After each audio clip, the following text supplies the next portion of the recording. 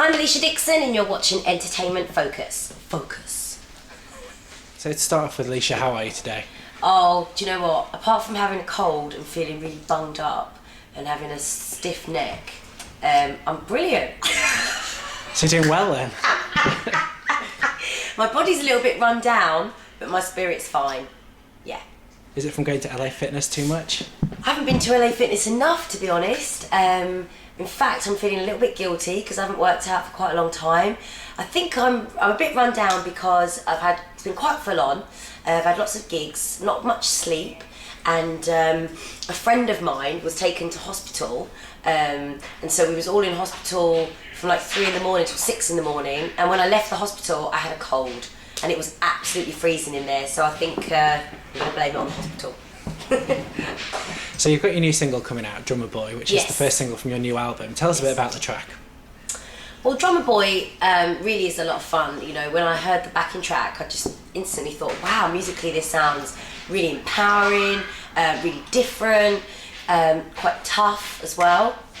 And I love the fact that Shamrock, the producer, had sampled the drum line from the film Drumline, which is a very famous cult film in the States, and Dallas Austin produced that. And it's just infectious. You know, if you're somebody that likes to dance, it's the perfect song for that. And also lyrically, where we went with it was quite suggestive, but also really about women being empowered, you know, and women being the boss. It's a little bit of role reversal, and it was fun to play that character. And the video is very feisty, it's very action-packed, very energetic. Tell us a bit about that. Well, the video was honestly, like, till this day, the best video I've ever done. Just from the fact that it was 7 outfit changes. I'm a massive fan of Ray Kay, who shot the video. He really wanted to bring colour and life to the song, and it's really important that you get a director that understands what you're trying to do with the record, and I think that he just demonstrated it really, really well. I wanted to just, you know, try something out of the box, try something a little bit different. Really wanted a video that was had an international feel to it. And I think he created that for me, so I'm so pleased with it. It was a long shoot, it was 21 hours, but we had an incredible team. Rich and Tone choreographed it, who are incredible choreographers, who've worked with Michael Jackson, and they choreographed for Madonna. So I felt very lucky that I got to have such a great team. And you do all the dancing in it, you show your personality in it as well, you look amazing in it, you sound amazing. So is it good for you to be able to have that opportunity to show every side of you? Yeah, it's really important, I think, that, you know, through a video you can bring your character to life, I guess. And I think the Drummer Boy video did that in the fact that it, you know, it just enabled me to be myself and just really go for it. And I think, yeah, with this song, it really is the song that I wanted to come back with a bang. Like, I wanted people to know, okay, she's back. And I think Drummer Boy does that quite well. And the bit at the start where you shout, I think I need a better drummer, did you intend for people to pick up on that and use it? Because I found myself shouting that out at the most inappropriate times, scaring the hell out of people. Really? Yeah. Seriously? Yeah. Hey, my other half, his nerves are shot. The amount of times I walk down the stairs and belt it out. I like that, that's cool. When we perform it as well, like the whole crowd chants that intro, which is quite special. I mean, Nate Walker came up with that, who I've co-written a lot of the songs on the album with, and I just thought it was really quirky, really different. Again, you can't ignore it. It's one of those kind of chants, really. It certainly grabs your attention, doesn't it? Especially at the start of the video. Yeah, that's the idea, really. And and the Drummer Boy at the beginning of the video grabbed my attention as well. Do you want to tell us any more about that? Yeah, well, the drummer at the beginning of the video is not actually a drummer. He's a dancer, but he looked the part, so we thought, yeah. And he could sort of play drums, and so he said he would do that bit for us, and I like that. It's like a face-off. It's kind of like the guy fronting up to the girl, and the girl giving the guy what for. So it's just a little bit of role play. It was a bit of fun. So is the track indicative of what we can expect from the new album? Drummer Boy is definitely a standalone track. You know, there's no other track that sounds like it, but I suppose what it has in common with the other tracks on the album is the scale of the record in terms of its production. Like, the production on The Entertainer is very rich. It's quite brash. It's quite tough sounding, and I definitely feel like with this album I'm in the right zone where I need to be right now. I would describe it as a very colourful album and a lot of fun, where I'm more playing characters, and a lot of the lyrics aren't to be taken too literal. I think it's about using your imagination, although there are still records on the album that are quite honest as well, and definitely reflect how I feel right now and things I've been through, and are quite straight talking and show a little bit of vulnerability. So I hope that I've created a nice balance really between, you know, people getting to know the real me, but at the same time having fun with it, and, you know, not taking it too seriously either. So the title of the record is The Entertainer. Yeah. Interesting, you were just saying it's because it shows the different sides of you, the Yeah. different ways you entertain people. Yeah. Because I'd seen it more as a progression from the Alesha show. So the Alesha show was you saying, Exactly. here I am, this is all about me, and The Entertainer is you being feistier and much more confident. I mean, is there part of that in it as well?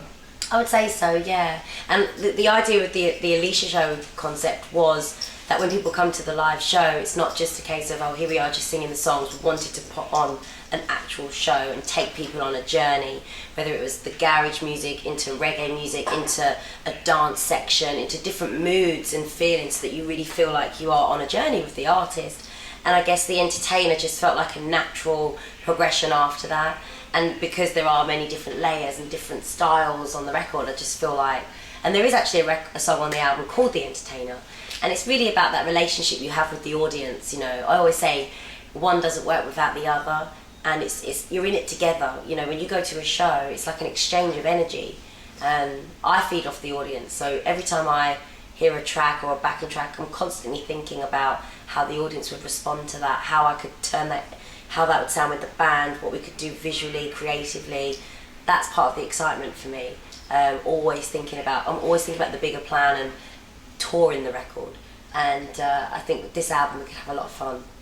So how do you keep up your stamina on tour? Because you really go for it, you're dancing, you're singing live, you really put on quite a show. I mean, how do you prepare for something It's like quite that? difficult actually. Honestly, I always say when I come off stage it's like a workout, because you honestly feel like you've been to the gym, but a lot more fun. Because whereas in the gym you get bored on the treadmill every now and then, when you're on stage you're not thinking about the pain, you're just enjoying the moment.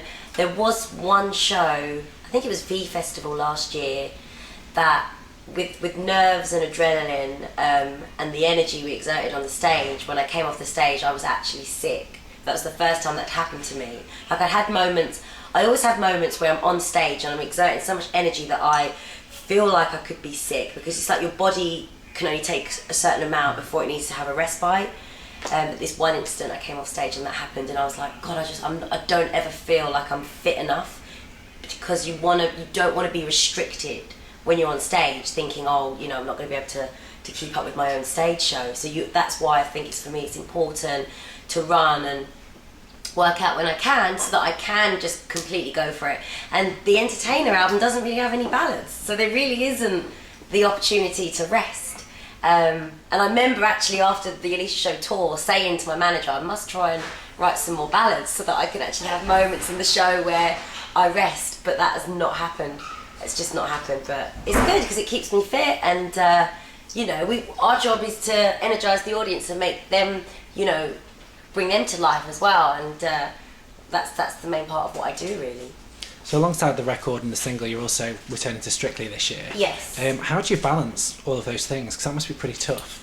It's actually okay. Last year it was crazy, just for the simple fact that we was on tour while Strictly was on, and we had a single coming out, so that was intense.